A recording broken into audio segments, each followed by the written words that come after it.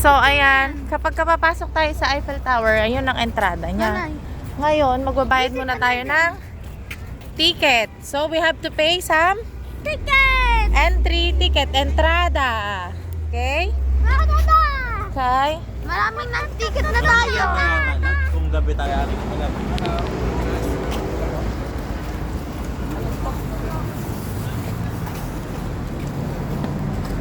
What do you think? Ikaw? So, nandito na kami sa entrada, entry, entrada, entrance, entrada 1. Yan.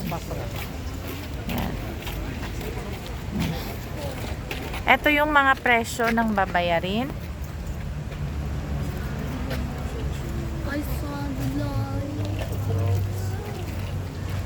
Yan ang presyo. Maswerte kami ngayon kasi konti ang tao. Usually, punong-puno ito.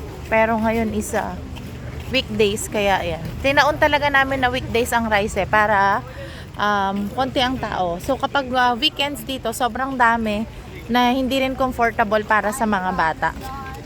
Oo. So suggestion or tip lang namin is pag pupunta kayo dito na may mga kasamang bata, mas maganda kung weekdays para makaiwas sa siksikan at saka sa init, sa dami ng tao. So, dito kami ngayon sa entrance ng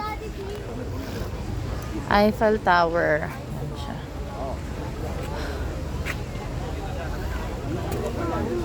Open to ng 9:30 hanggang 11:45 ng gabi kapag pa everyday.